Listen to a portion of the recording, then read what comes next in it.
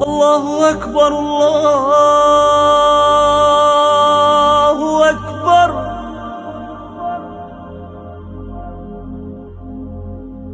أشهد أن لا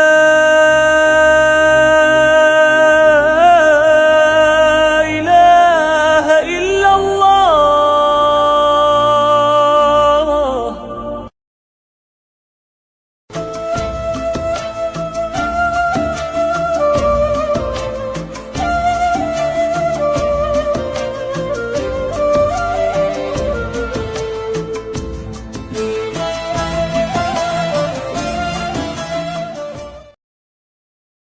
Assalamualaikum warahmatullahi wabarakatuh.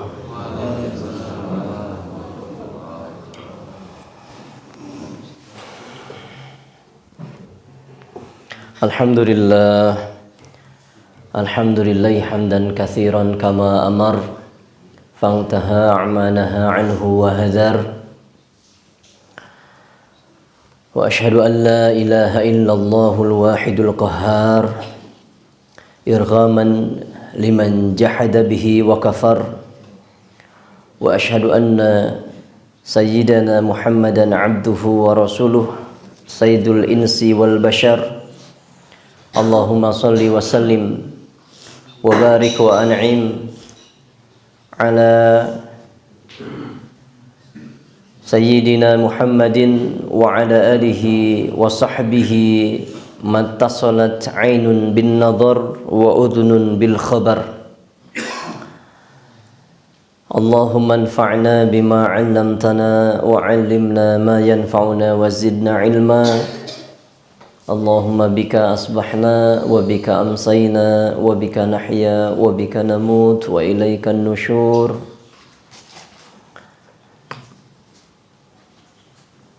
Allahumma la tada' lana fi maqamina hadha dhanban illa ghafartah wa la hamman illa farrajtah wa la karban illa nafastah wa la daynan illa qadaitah wa la maridan illa shafaitah wa la mubtalan illa afaitah wala maitan illa rahimtah wala aqiman illa wahabtah wala waladan illa aslahtah wala sihran illa abtaltah wala hajatan min hawaijid dunya wal akhirah hiya laka ridha walana fiha salahun illa a'adtana ala qada'iha wa yassartaha birahmatika ya arhamar rahimin. Allahumma amin.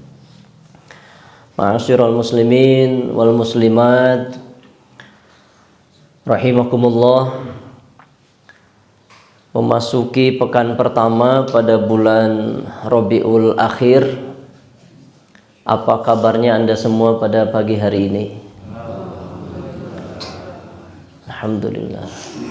Kita semua seperti yang para Rasid tadi sebutkan, diberikan kemampuan, kekuatan, kesabaran, dan mudah-mudahan keistiqomahan dalam beribadah pada Allah dalam keadaan sehat walafiat. Ini yang kita lakukan adalah ibadah ritualnya, karena jangan sampai ada sangkaan bahwa yang disebut wa ma khalaqtul jinna wal insa illa liya'budun itu, Ad-Dzariyat 5:6 itu, ibadah pada Allah terbatas pada ritual, yakni sholat di masjid umpamanya, atau puasa yang Ramadan itu. Seluruh kehidupan muslimin, muslimat, mukminin, mukminat 24 jamnya adalah ibadah. Berdirinya, duduk dan berbaringnya ibadah. Perbuatannya, sikap dan ucapannya ibadah, kalau ada syarat-syaratnya. Pertama, diawali dengan basmalah. Kedua, pada ranah-ranah yang ma'ruf dalam syariat ini, khususnya dicontohkan oleh Rasulullah SAW. Dan yang ketiga, dilaksanakan dengan penuh keikhlasan. Maka insya Allah itu akan menjadi nilai ibadah yang kita harapkan pahalanya. Nah, hamba-hamba Allah, sekali lagi kita dapat bermuajahah kembali di rumah Allah uswatun hasanah, melaksanakan ibadah yang ritual, fardu maupun yang berikutnya masih fardu juga, nih thalabul ilmu. Selepas itu akan ada bercengkrama, itu ibadah yang tentu saja sunnah, karena bersedekah, senyum kepada saudaranya itu sudah dimasuk ibadah. Sambil kudapan, sambil bercengkrama, tegur sapa, ada senyuman dan doa di situ, salam juga, masya Allah. Nah, ketahuilah bahwa sehat ini yang Allah karuniakan harus kita minta, karena seperti yang sudah kami sebutkan jauh-jauh hari sebelum pertemuan ini, bahwa Rasulullah mengajarkan kita salullahal afwa wal afiyah, mintalah pada Allah kesehatan dan ampunan. Afwa ampunan, afiyah kesehatan. Harus diminta memang kesehatan ini, bukan hanya diikhtiarkan secara kasab, menjaga kehigienisan, kesterilan makanan umpamanya, sehingga di antara kita tidak ada yang jajan ke perindapan di sana. Ngerti ya, Pak? Jajan ke perindapan. Tidak higienis. Bukan hanya ikhtiar-ikhtiar real seperti itu, tapi juga perlu ikhtiar lainnya berupa minta pada Allah yang menganugerahkan kesehatan. Salullahal afwa wal afiyah. Fa inna ahadan lam yu'ta ba'dal yaqin khairun minal afiyah. Karena seseorang tidak diberikan oleh Allah perkara yang lebih baik setelah keyakinan kecuali kesehatan, afiah tadi. Jadi nikmat terbesar kedua setelah iman dan Islam adalah sehat. Karena dengan sehat ini kita bisa sempurna ibadah. Karena biar bagaimanapun sholat dengan keadaan berdiri lebih baik daripada duduk ataupun berbaring. Biar bagaimanapun saum Ramadan dari mulai fajar hingga maghrib lebih baik daripada membayar fidyah. Dan seterusnya, dan seterusnya. Maka berikutnya tinggal disyukuri, tinggal dijaga, dan terus diminta. Makanya Nabi mengajarkan dalam zikir pagi dan sore, Allahumma inni as'alukal afwa wal afiyah fid dunya wal akhirah. Allahumma inni as'alukal afwa wal afiyah fid dini wa dunyaya wa ahli wa mali. Yang kita mintai afwa dan afiyah itu bukan hanya kesehatan fisik, tapi juga ternyata agama, harta, gitu, keluarga, fidini wa ahli wa mali. Maka mintalah pada Allah, karena Allah sangat benci kepada orang yang tidak pernah menengadahkan tangannya untuk meminta pada Allah. Dalam pandangan Allah tuh kacida-cida tinggi hamba teh fakir, banyak butuh sebetulnya, loba kabutuh nanti, tapi tidak pernah meminta pada yang maha mencukupi. Maka Umar bin Khattab radhiyallahu an pernah berujar, saya tidak khawatir dengan doa-doa saya yang tidak dikabulkan Allah. Tidak masalah. Tidak satu pun doa saya yang dikabulkan Allah, nggak masalah. Oh, itu saya seneng kok gitu. Kalau kata Gus Bahaba beginilah, ketika doa saya dikabul, saya seneng. Ketika doa saya tidak dikabul Allah, saya lebih seneng. Bagi orang awam macam kita kan penasaran mengapa bisa begitu. Beliau menjelaskan, karena ketika doa saya dikabul, itu keinginan saya. Tapi ketika doa saya tidak dikabul, itu keinginan siapa? Saya lebih senang nuruti keinginan Allah. Itu pola pikir, mindset yang sudah sangat paham akan syariat, hakikat-hakikat, Masya Allah. Jadi enjoying life. Nah, Umar bin Khattab, saya tidak khawatir dengan tidak dikabulkannya doa-doa. Yang saya khawatir dan cemas adalah ketika saya tidak diberikan taufik untuk bisa berdoa. Anda harus cemas hadirin ketika dalam satu hari tidak ngangkat tangan pada Allah, menyerunya untuk semua hajat-hajat kita. Wala hajata min hawaiji dunya wal akhirat, tadi hajat kita di dunia akhirat. Masya Allah. Ada seorang solih di masa kepemimpinan Sulaiman bin Abdul Malik. Ini saya jalan-jalan dulu sedikit mumpung ingat. Pada waktu itu beliau sedang melaksanakan ibadah umroh atau haji, saya tidak tahu persis mana yang benar antara haji maupun umroh. Sulaiman bin Abdul Malik kemudian karena mengenali orang ini ya sebagai orang yang solih, namun memang terlihat fakir. Namanya Hazim. Amirul Mukminin Sulaiman bin Abdul Malik kemudian menyeru, "Wahai Hazim, mintalah kepadaku keperluan-keperluanmu." Apa jawaban Hazim? Ini sebelum saya lanjutkan, kira-kira Pak, kalau ada penguasa negeri ini jumpa dengan Anda, terus beliau nawarkan, butuh apa? Pak RT, Pak RW, warga sekalian, jamaah butuh apa? Kata penguasa.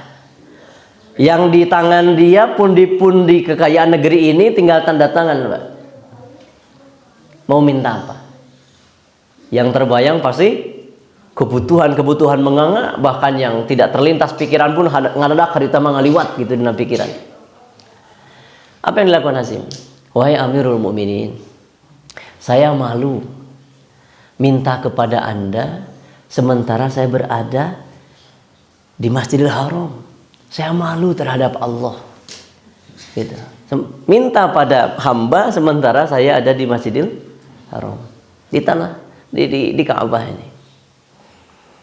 Maka Sulaiman bin Abdul Malik rahimahullah menunggu dan menguntit beliau sampai keluar Masjidil Haram.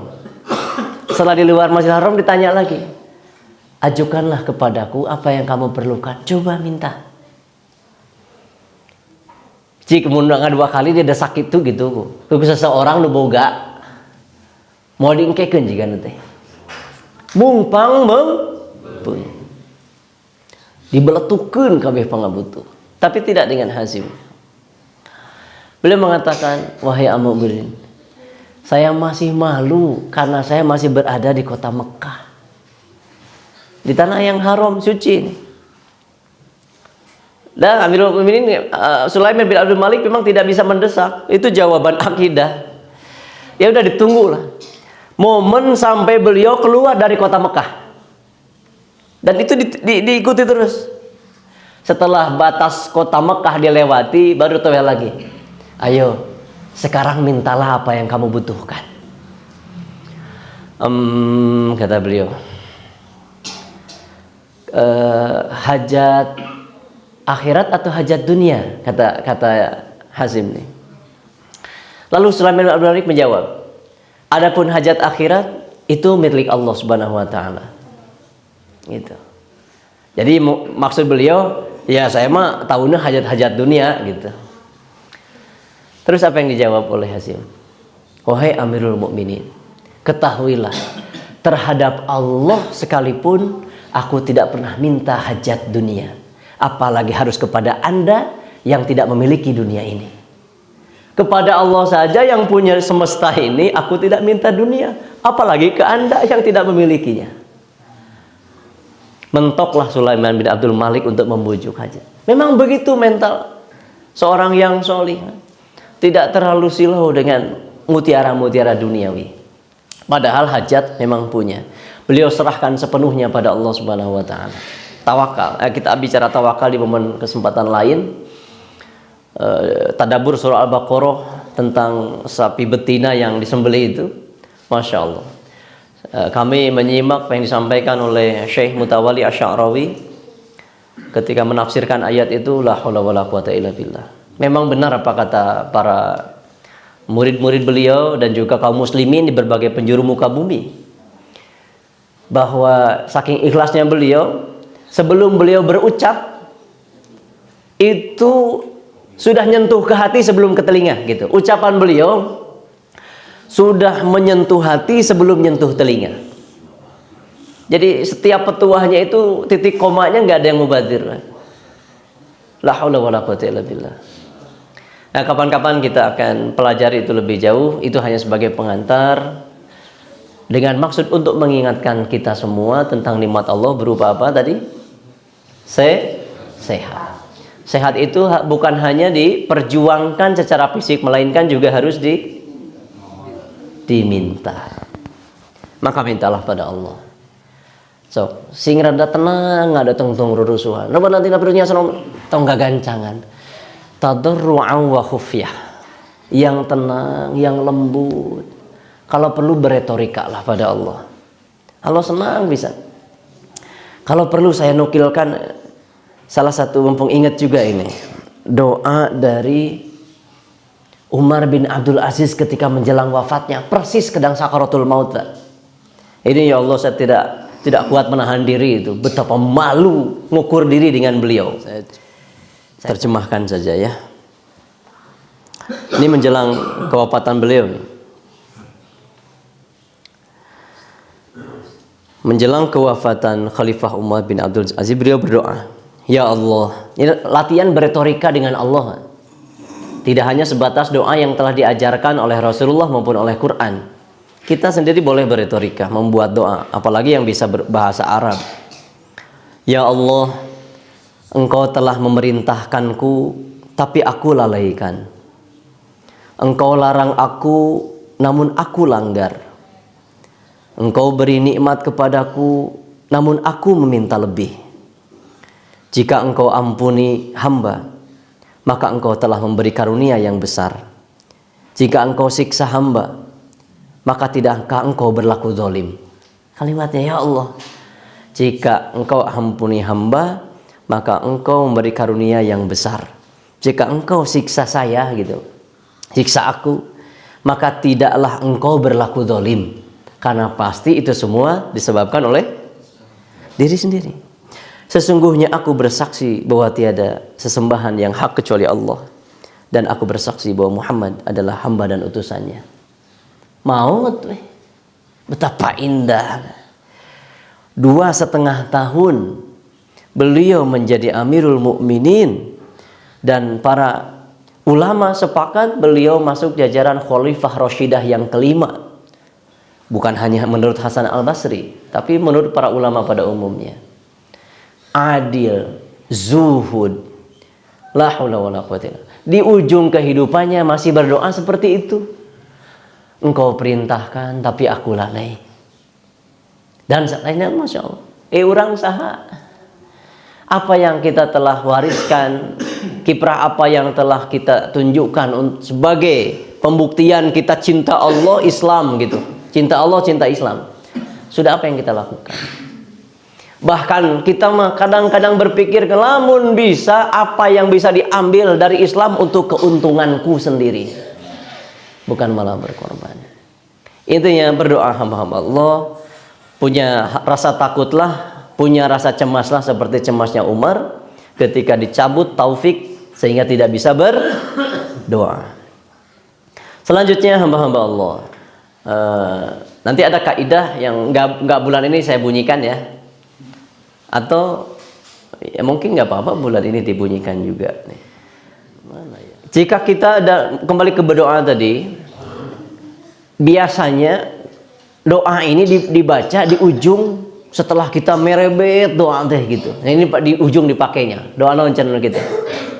Biasana sapu jagat. Itu teh sapu jagat teh bahasa naonnya? Bahasa Sunda.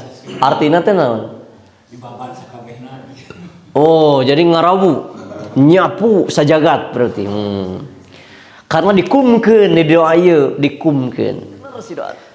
Baik. Rabbana atina fid dunya hasanah wa fil akhirati hasanah wa qina adzabannar.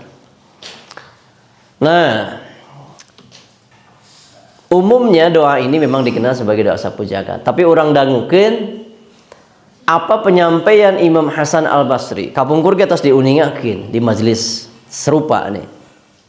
Orang murojaah sagedeg. Saur Imam Hasan Al-Basri rahimahullah ngeunaan ieu ayat dia. Kan Rabbana atina fid dunya hasanah. Ya Allah paparin kasim kuring di dunia hasanah, di akhirat oge hasanah. Naon dimaksud hasanah di dunia? Saur Imam Hasan Al-Basri, innal hasanata fid dunya hiyal ilmu wal ibadah. Jadi dimaksud kebaikan di dunia adalah ilmu dan ibadah. Jadi Rabbana atina fid dunya hasanah. Itu sama dengan ya Allah berikan kepada kami ilmu dan ibadah, bisa ibadah, gitu. Nah, sekarang Anda bisa duduk di majelis ilmu saat ini sebagai mustami, itu ya kun aliman au mustami'an heula. Da sami abdi muta'allim, sanes mu'alim, saya sama seperti Anda muta'allim, pembelajar.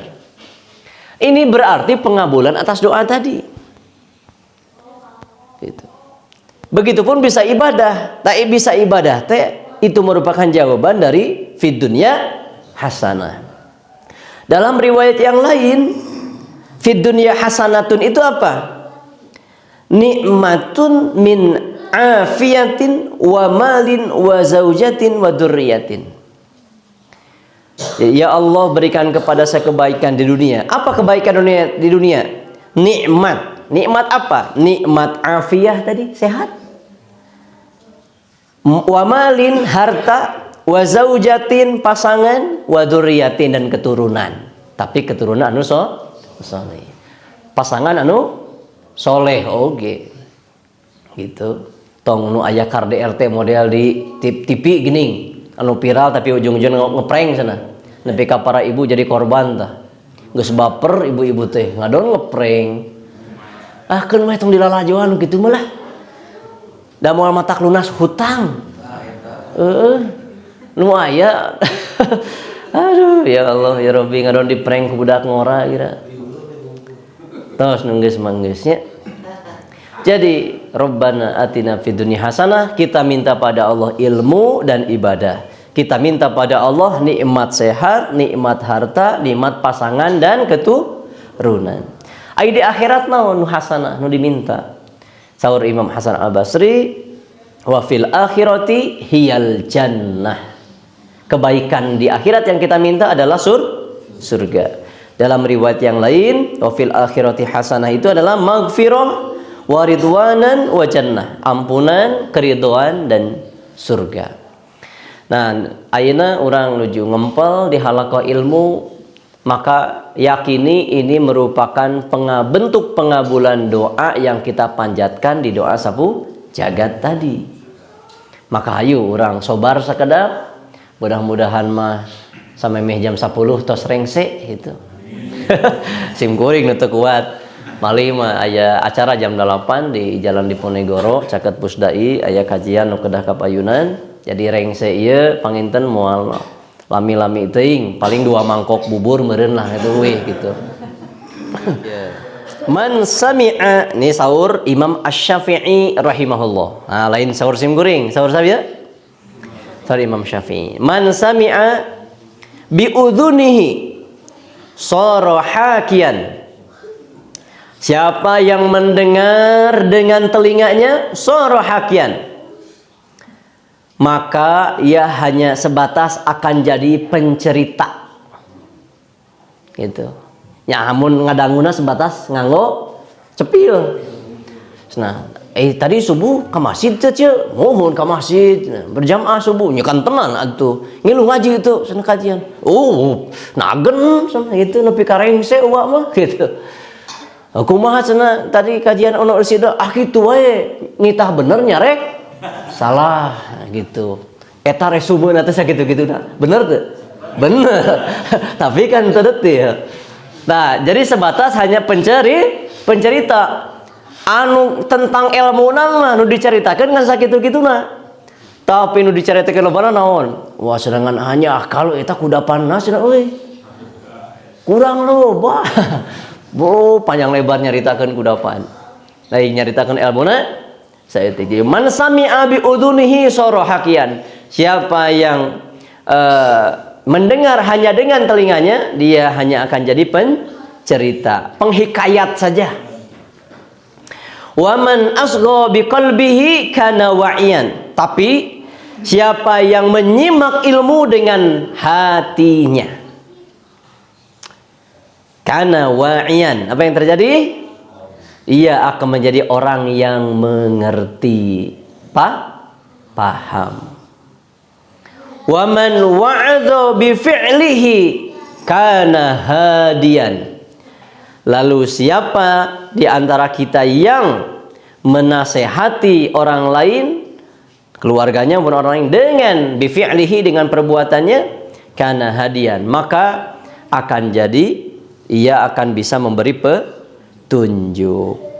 Nah, kumaha tu ayeuna? Nyamun tiasa mah tong sebatas pangdangu unggul, tapi pakai juga hati. Nanti kita menasehati orang lain cukup dengan hal, bilhal, dakwah bilhal, nasihat bilhal, dengan perbuat, karena jarang orang tersakiti dengan bilhal. Itu dicontohan maksudnya teh. Maka itu menjadi petunjuk. Nah, setidaknya sebelum kita bisa memberi petunjuk bagi yang lain, menjadi penerang, maka gunakan telinga fisik, lalu juga hati, supaya kita bukan hanya sebatas mengetahui, tapi juga memahami. Hamba-hamba Allah, a'azani Allah wa iyyakum. Kemudian saya tambahkan hasanah mengenai hal ini. Kenapa kita harus mengaji, bahkan ngajinya harus pakai hati juga gitu, bukan hanya pakai telinga. Ini ada makalah dari salah satu ahli hikmah. Kata beliau, tabda'ul hurriyatu 'indama yantahil jahl. Lamun 2 bulan kapengker orang memperingati hari kemerdekaan teh ya. Gitu. Nah, kata beliau, tabda'ul hurriyah 'indama yantahil jahl. Kemerdekaan itu bermula atau dimulai 'indama yantahil jahl, ketika kebodohan itu yantahi, berakhir, tamat, the end. Gitu. Kemerdekaan itu bermula dari berakhirnya kebodohan. Gitu.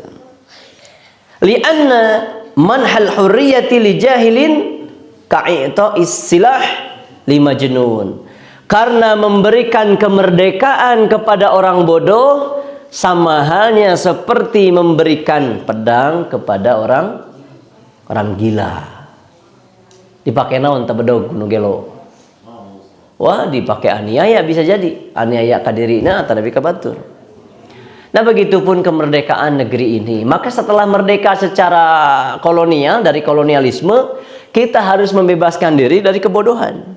Nah, pemerintah dan perangkat-perangkatnya didukung penuh oleh rakyat. Harusnya yang dikedepankan bukan masalah kesejahteraan perekonomian, tapi lupa membangun peradaban ilmu di rakyatnya. Maka karena begini, kalau negeri ini setelah merdeka dari kolonialisme tidak kunjung beranjak dari kebodohannya, kira-kira apa yang terjadi dengan negeri ini dan rakyatnya? Kalau bodoh yang mimpinnya, bodoh yang dipimpinnya. Anda tahu sendiri. Para hamba Allah, jadi sumber daya manusia itu lebih penting daripada sumber daya alam suatu negeri. Sebutkan ke saya yang Anda ketahui. Negeri mana, negara mana yang sekarang, saya sebut negara sekarang yang kita kenal, yang sumber daya alamnya minim, tapi jadi negara maju. Satu, tongkoroyokan atuh. Hiji, Singapura, betul, saya menyebut Singapura ya. Ah, mantap. Jepang. Laras pisan. Abdi berani membetulkan karena geus maca heula gitu. Dari mana? Tilu. Taiwan. Belum, Pak, belum. Ini yang diakui oleh dunia juga. Ini sudah ada hasil risetnya. Setidaknya 6 saya temukan.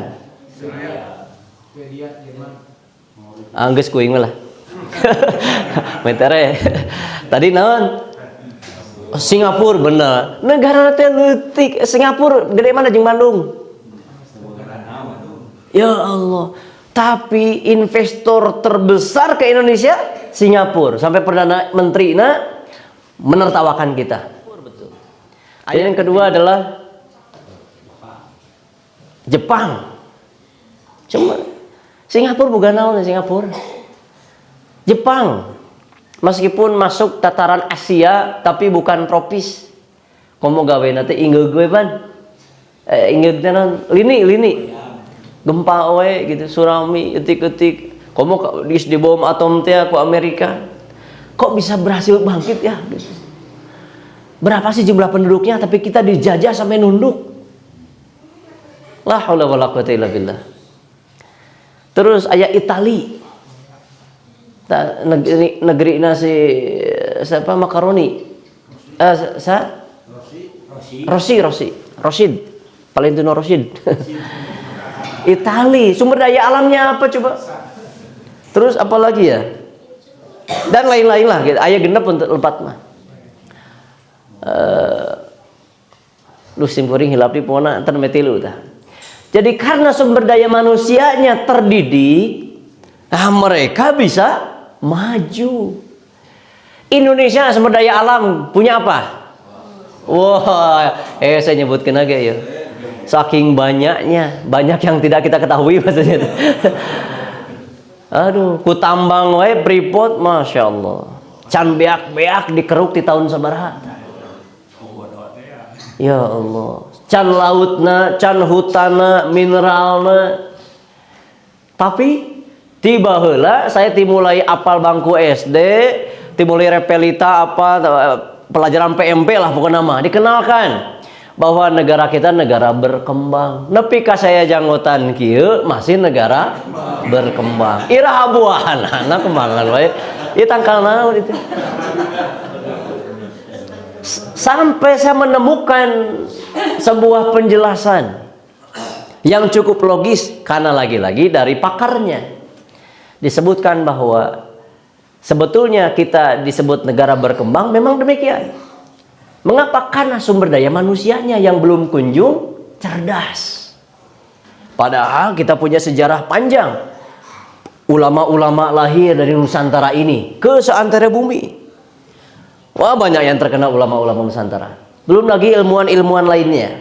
Tadi ulama ya ilmuwan. Namun mayoritas memang. Dan itu ternyata disistemkan. Supaya kita tidak beranjak. Yang disistemkan tabeh dia. Nah lain konspirasi lah ini teh. Memang hasil riset. Ada beberapa pihak yang tidak menginginkan rakyat Indonesia cerdas dan maju. Supaya apa? Supaya sumber daya alamnya tidak dikelola sendiri secara mandiri. Supaya dikeruk terus. Lalu rakyatnya terus dibuat adu domba, terus dibuat opini macam-macam, dibuat isu tertentu. Meh pusing di urusan eta. Gitu. Tidak beranjak ke yang lain.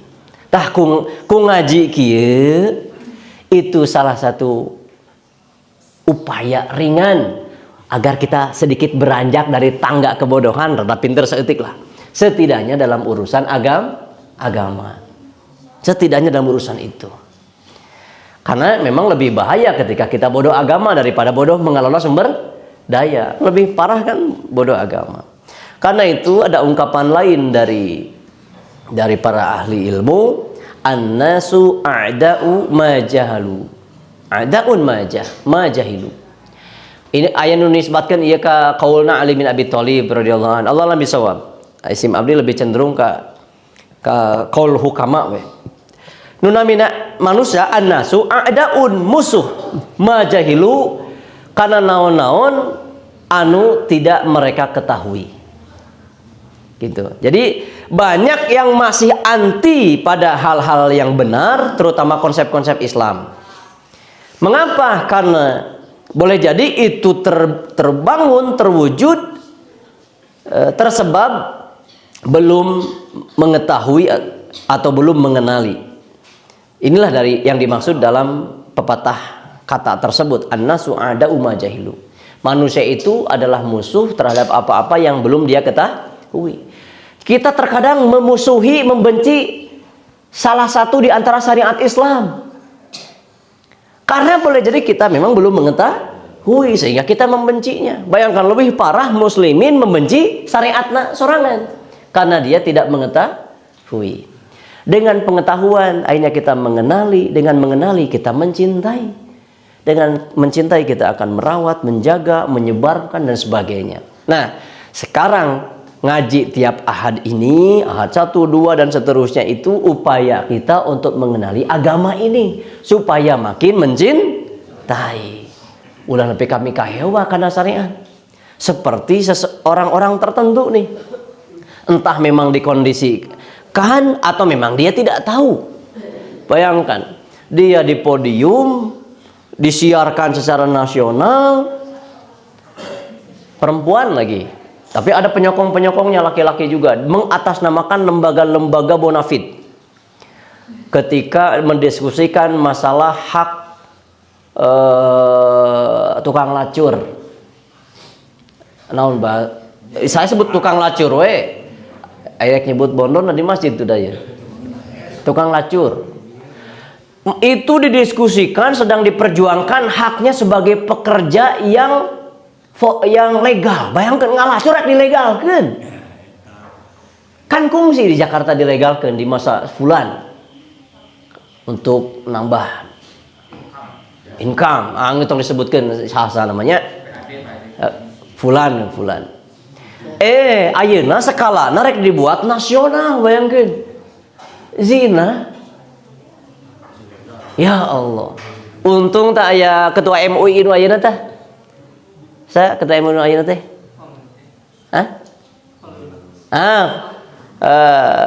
Sadok Khalil Nafis, Masya Allah. Alhamdulillah logikanya bisa mengalahkan kalau mau bisa ku dalil nu kitu mah. Logika deui itu pentingna dalil akli kita gitu. Makanya akidah Asy'ariyah tuh dina masalah bababan akidah ya dua dalilat teh.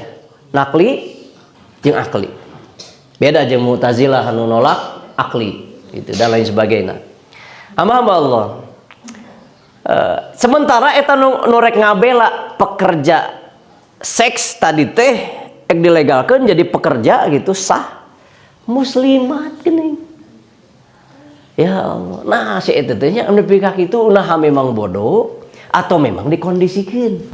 Allahu a'lam. Husnudan simkuring ku bodoh namun apaleun mah tentang bahayana zina moal ti poporose hayang ngaloloskeun undang-undang atau rek ngalegalkeun perzinahan tadi, naudzubillah min dzalik.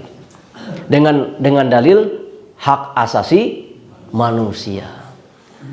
Teu nyambung we pokona. Alhamdulillah dijawab dengan clear, logika maupun perundang-undangan itu sehingga mereka tidak bisa maju, mentok, tidak bisa menjawab logika-logika anu Kiai Haji Khalil Nafis tadi, Masya Allah. Jadi sekali di urang ngaos model kita kanggo annasu a'da'u majahilu, supaya orang teh tidak memusuhi sesuatu hal termasuk syariat Islam tersebab kita bodoh terhadap syariat. Geuning geus disada alhamdulillah ya bel dahar ya. Secara singkat gitu mah. Hadirin, ya. Lamun 2 bulan kapengker harita simkuring nguninggakeun hikayat Syekh Abdul Qadir Jailani geuning anu di Jumat ya masih emutnya. Anu tentang karomah terbesar teh ya. Tapi masalah istiqomah. Hiji mangsa deui Syekh Abdul Qadir nuju safar. Di tengah jalan pendak sareng nu mabok. Nah, keur mabokna pemabok berat. Ringkug pujalan teh daligdug mun ngomong ge ngaco. Memang gede kawani nu kitu mah keur mabok mah. Diteungeul ge moal karasaeun harita mah. Kayak mun geus sager ngarek. Nah, namun masih tersisa sedikit nalar. Katinggal ku anja teh hawar-hawar asa kenal dan memang terkenal Syekh Abdul Qadir Jailani teh. Masyhur. Viral mun kiwari mah. Ya. Sampai dikenali oleh orang yang mabok tadi. Wah, jika Syekh Abdul Qadir sana kesempatan rek nanya. Nah memang gitu, lamun panggih jeung ahli ilmu nu ditaroskeun teh ilmu tong naruh segala rupa, komo ngajak selfie. Bisi ke isukan pageto aya Ustaz Abdul Somad ke dieu. Nu ditanyakeun naon? Ilmu tong selfie. Itu kalimat lain ti sungkuring. Ti Sufyan Ats-Tsauri rahimahullah. Gitu. Mungkin deui suka dicaritakeun. Ya. Tos caket dipegat. Geus roba Syekh Abdul Qadir ge bisa rek dibegal. Sanes rek tarik naros. Sakedap Syekh sim kuring gaduh tilu patarosan. Punten waler. Bari jeung mabok teh. Mangga sareng Syekh Abdul. Singkat we kitu. Hiji nah jalema model sim kuring nu rusak kieu ya. Bisa jadi soleh model anjeun. Kira-kira baleran aku mah tiasa moal pelaku dosa nu tadi bisa jadi soleh teh tiasa. Saya udah ngawaler mohon tiasa.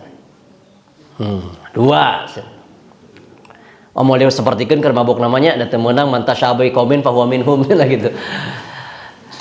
Dua. Pelaku maksiat model saya ya saumur-umur migawe maksiat we bisa jadi pelaku taat teu model anjeun. Saur Syekh Abdul Qadir masih tiasa insyaallah biidznillah. Rajong jon tilu terakhir di panungtungan. Jelema soleh model didinya taat model anjeun bisa rusak jeung maksiat model saya teh. Di tengah waler Syekh Abdul Qadir nu aya nangis ngabangingik ceurik sajadi-jadina sanes jadi lemengis estoning ramisak Pak sampai tidak mampu menguasai diri nangisnya itu karena orang beriman memang sensitif. Orang beriman itu sensitif dalam perkara-perkara kebatinan akhirat. Setelah aku cukup lama sih anu mabok tadi kalah ngalewas entas. Muridnya yang heran. Setelah agak tenang, Syekh Abdul Qadir sudah menguasai dirinya. Ditaruh ke muridnya, "Syekh, mengapa Anda menangis?" Yang mabuk tadi sungguh dia benar. Orang yang disangka baik seperti saya, disangka soleh seperti saya ini, bisa saja tiba-tiba rusak dan menjadi pelaku maksiat. Jika bukan karena pertolongan Allah diberikan keistiqomahan. Ini penting istiqomah teh. Sabab orang teh nu apal ayeuna ngariung.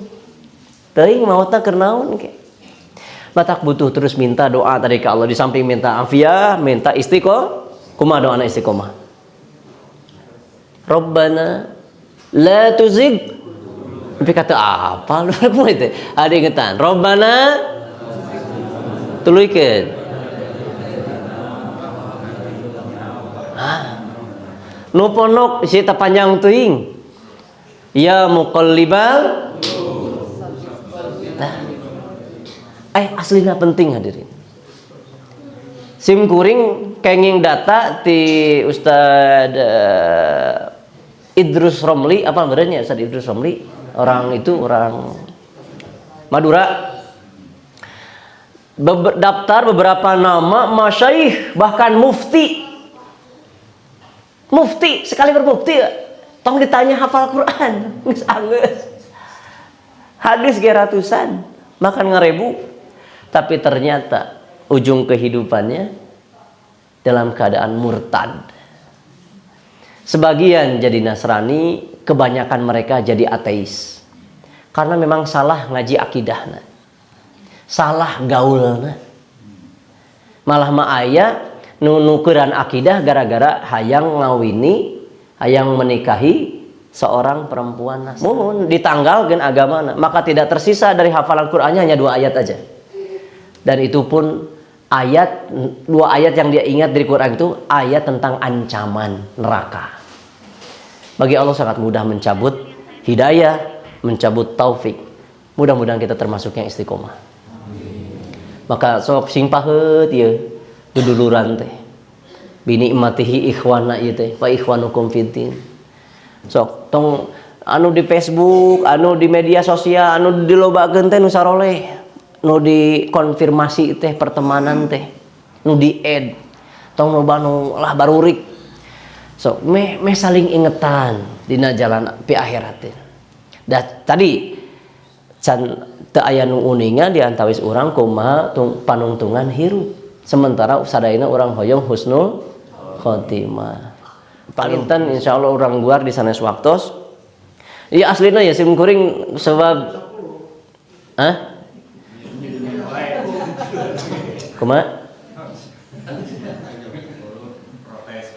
Kumaha?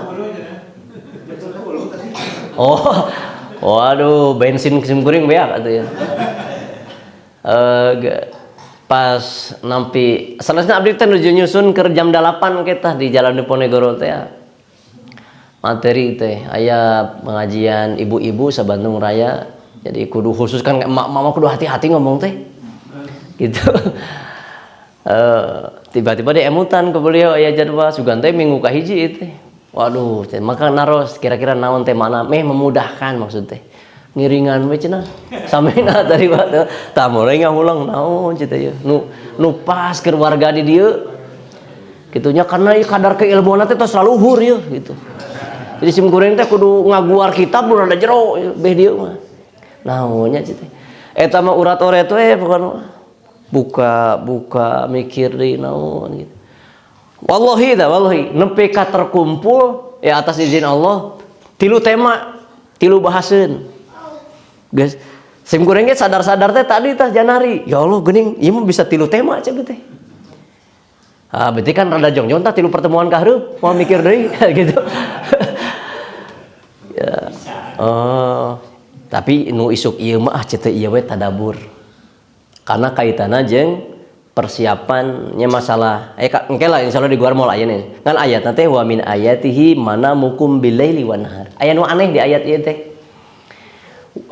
Dan di antara tanda-tanda kebesarannya wa min ayatihi mana mukum bil laili wan nahar adalah tidur kalian di malam hari dan siang hari. Anu ngaranna sare iraha wengi kuduna nu fitrah mah wengi tapi nah di ayat ieu aya beurang eta rada ngahulang tah otomatis kudu ngabuka tafsir ngabuka gramatikal bahasa Arab kamus-kamus dan sebagainya supaya tina ieu ayat aya hikmah, aya mauidhah kanggo urang. Naon ieu pelajaran ti ayat ieu? Ternyata Masya Allah kapendak qaul Ali bin Abi Thalib, tapi masih dirahasiakan. Ya mudah-mudahan keumuran nepi ka pertemuan berikutnya meureun sasih naon kitu parasit bulan jadi Pan katilu toh tong disebut pan katilu bulan November berarti nya. Mudah-mudahan kayuswaan urang sadaya dina sehat wal afiat. Nah rek ngaguar nu ieu atuh nampi ka aya deui tapi nu pas mah tos disiapkeun November teh terkait dengan Rabiul awalnya.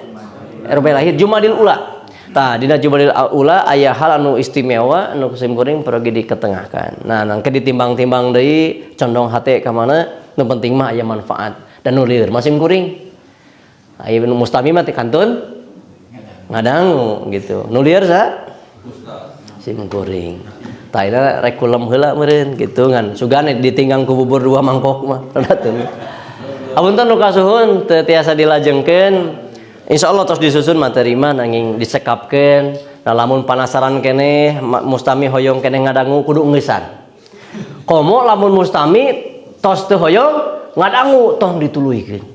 Itu prinsip dina retorika dakwah. Mustami masih ingin mendengar harus dihentikan. Komo lamun mustami tos teu hoyong ngadangu.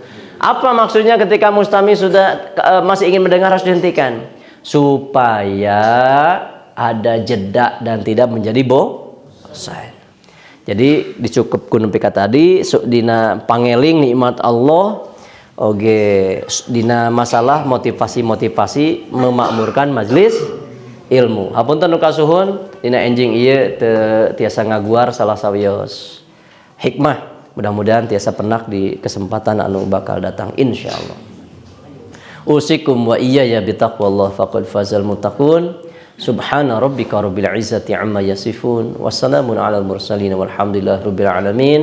Raditu billahi rabba wa bil islami dina wa bi Muhammadin sallallahu alaihi wasallam nabiyya wa rasulah. Wassalamualaikum warahmatullahi wabarakatuh.